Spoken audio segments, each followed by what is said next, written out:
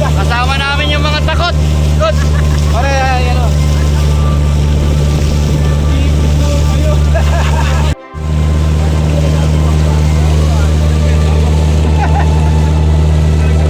Tamo nga sila, liit pa nung bangka. Larim pa kaway. Guys, pupunta kami ng Tibagin. Ayun, Pasimuno guys. Sa harapan.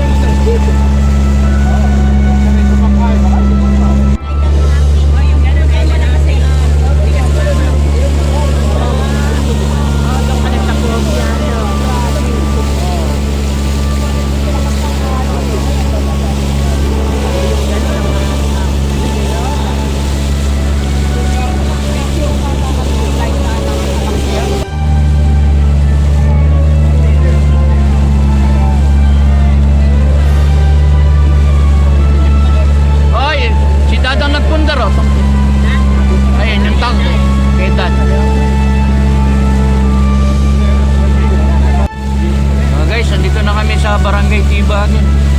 Ito po ay sakop pa rin ng bayan ng Agunan guys. Isa to sa isla na sakop ng Agunan.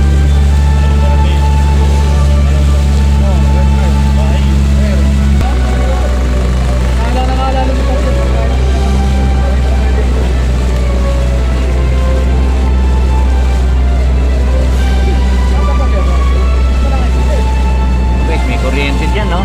Leto dyan. Meron na rin mga wifi dito guys.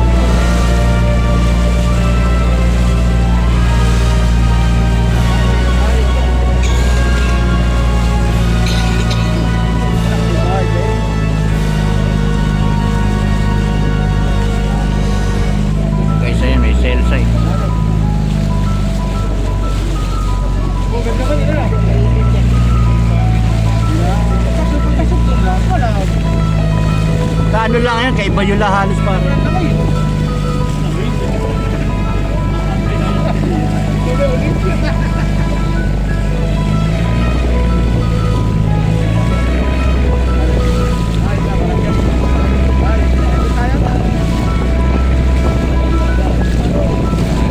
Ang Barangay Tibagin. Guys, kakaibang experience. Nandito kami ngayon sa Barangay Tibagin. Wala naming dinatnan dito, of course, yung Barangay Hall. May karsada rin dito guys sa isla na to. Guys, actually guys, ang sadya namin dito ay makikisama kami sa namatay na kamag-anak ng isang kumbare. So guys, ayan yung bisita ng Tibagin. So may karsada rito guys, ayan.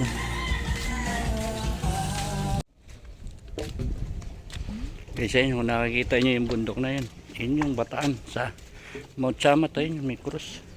Pagdating ng hapon, medyo maganda ang kaulapan, kitang kita rito yan. So guys, kung magmula rito sa isla ng Tibagin, kung pupunta ka ng Mount Chamat or pupunta ka ng Morong, more than 2.5 hours ata ang biyahe, bangkang ganyan. Usually mga bangkang ganito kalalaki guys, pumapalawat sila sa bukana ng dagat ng Bataan at doon sila nangingisda. Ang nahuli nila guys ay pusit. Ayan, may mga bangka guys.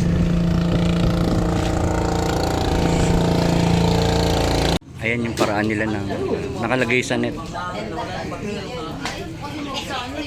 Ganyan yung pagbibilad ng tuyo.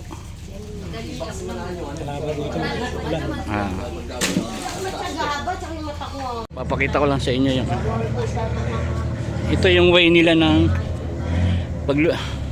pagbibilad ng sinilyasi guys. Ayan na. So buhay na sinilyasi, yung mga yan, tapos ibibilad ng ganito. So kaya may naka ganyan na kawayan, diyan nila binibilad guys. Ito yung mga tuyo na nakakain po natin. Dito yung ginagawa usually yung mga tuyo. Iba-iba sila ng size guys. Pinipili sila pagdating doon sa ayan doon.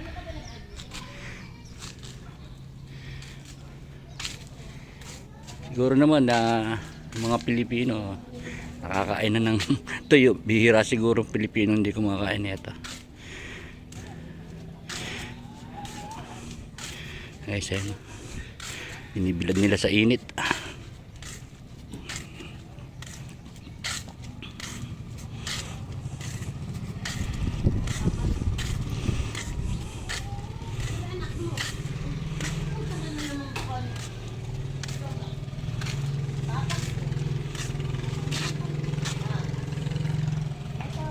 Ayan, mukha kami ng isang kahon. Magkano ba isang kahon? Magkano po isang kahon na ganyan? Magkano isang kahon? Ano na nga lang? 3-4 na lang, dapat 4,000. Naka-discount pa ho pala kami. Discount pa kayo. 3,400 po. Nakita nyo naman yung paano ginagawa nilang proseso dyan. Ganun kahirap. Binibila doon nila yan. So iniluluwas din ho yan. Bago makarating ang tuyo malaki rin ho ang gastos. Guys, yung mga tuyo na yan ay hindi naman original na nahuli dito. So kinukuha pa po nila sa Malabon at Nabotas yan. Sa laot. Inaano pa po nila sa laot yan. Hinahangod din po nila yan. Buhay yan. Ayun po yung palakay. Ayan.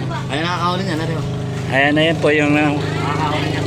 yan po yung pinanguhuli nila yung lambat na yan.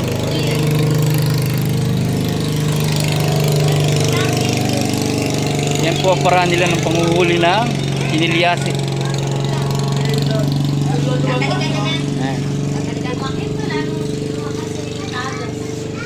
Marami po dito na ganyan ang hanap buhay talaga. Matagal na panahon na ganyan ang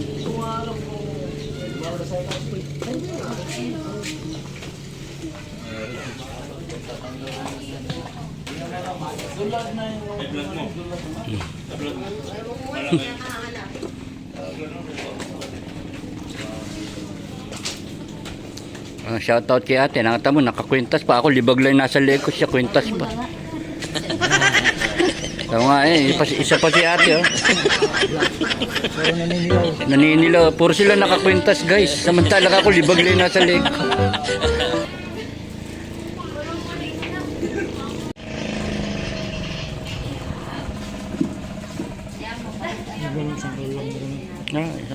Isang puno yan. Dati nga sa barilis pa nila nilalagay yan.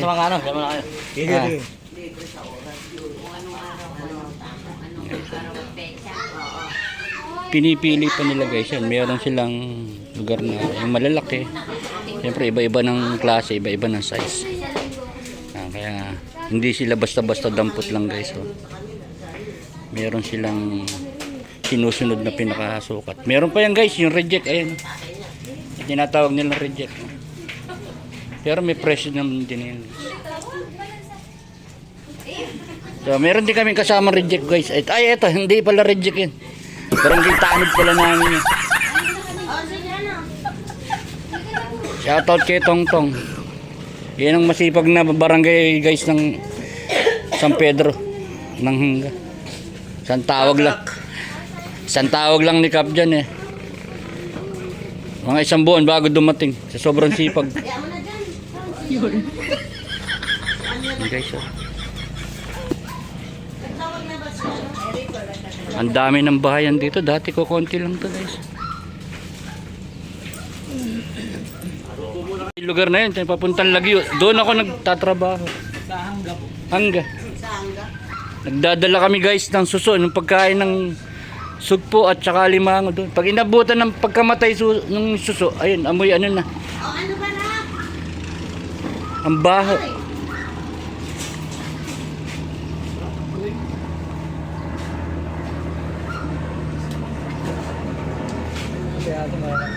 Ano ba yung atin?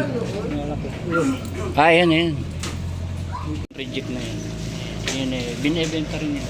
Ayan lang, iba na presyo. Compare doon sa mga nabubuhay. Isang linggo.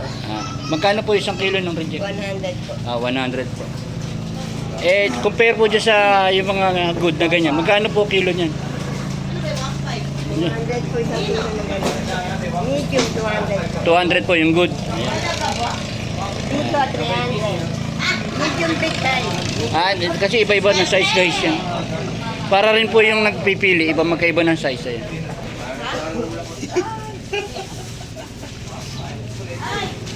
Ay, bilis-bilis ay isang kami lang po yan. So guys, ayan, makilo na nila. Ilang kilo ba tong? 20? 20. 20. So tatakpan na nila guys ang para.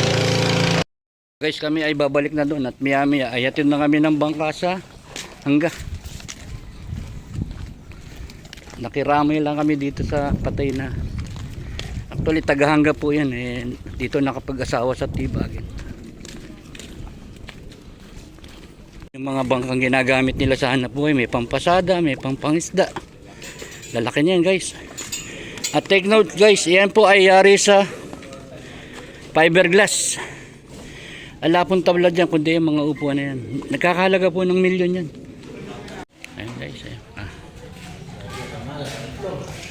Ayan guys, oh.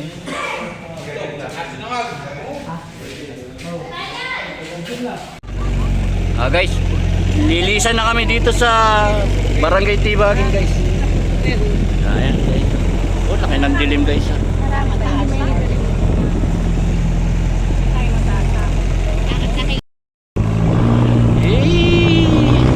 Sarap lang.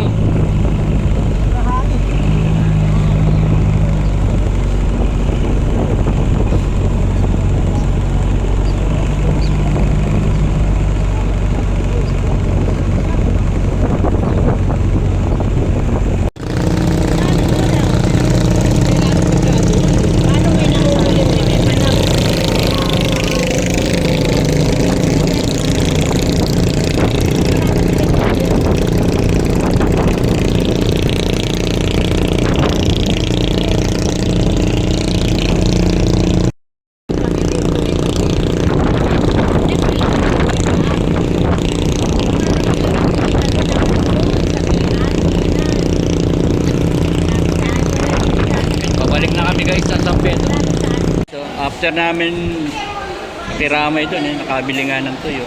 Iba kanina doon sa video. So guys, ayan yung tuyo na sariwan-sariwan guys. 20 kilo nga yung binili ni paring Ran.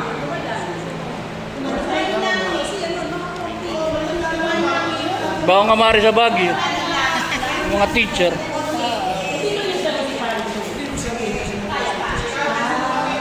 Pag di nila sa Baguio yan, langit na langit sa taga Baguio yan. Guys, ito.